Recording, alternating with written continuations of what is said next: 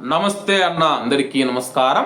Kuwait మరియు Gulf దేశాలలో ఉన్న భారతీయుల గురించి, ప్రస్తుతం పశ్చిమ ఆసియాలో జరుగుతూ ఉన్న యుద్ధం గురించి భారత ప్రధానమంత్రి నరేంద్ర మోడీ గారు భారత పార్లమెంటులో ప్రసంగించడం జరిగింది. వివరాల్లోకి వెళితే, ఇరాన్ మరియు గల్ఫ్ ప్రాంతంలో కొనసాగుతూ ఉన్న యుద్ధానికి భారతదేశం ఆందోళనకరమైన పరిస్థితి అని చెప్పేసి భారత ప్రధాని నరేంద్ర మోడీ గారు తెలియజేశారు. తీవ్రమవుతూ ఉన్న ఉద్రిక్తతల నేపథ్యంలో దేశానికి ఉన్న వ్యూహాత్మక మరియు ఆర్థిక పరమైన పర్యవసానాలను ఆయన ఈ సందర్భంగా నొక్కి చెప్పారు. అలాగే కువైట్ మరియు గల్ఫ్ దేశాలలో 1 కోటి మంది భారతీయులు నివసిస్తూ ఉన్నారు. ప్రతి భారతీయ పౌరుడి భద్రతను భారత ప్రభుత్వం నిశ్చితంగా పర్యవేక్షిస్తూ ఉంది.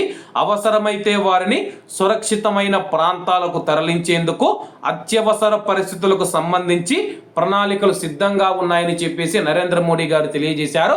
ప్రస్తుతం కువైట్ మరియు గల్ఫ్ దేశాలలో నివసిస్తూ ఉన్న 1 కోటి మంది భారతీయులు ఎవరైతే ఉన్నారో, యుద్ధం తీవ్ర స్థాయికి చేరితే కానీ భారతీయులను సురక్షిత ప్రాంతాలకు తరలించేందుకు, ఏదైనా ఎమర్జెన్సీ పరిస్థితి తలెత్తితే సురక్షిత ప్రాంతాలలో కూడా భారతీయులు ఉండలేని పరిస్థితి వస్తే వాళ్ళను ఇండియాకు తీసుకురావడానికి ఎమర్జెన్సీ ప్లాను, అత్యవసర ప్రణాళిక సిద్ధంగా ఉందని చెప్పేసి భారత ప్రధానమంత్రి నరేంద్ర మోడీ గారు ప్రస్తుతం పార్లమెంటులో అయితే ప్రకటించడం జరిగింది.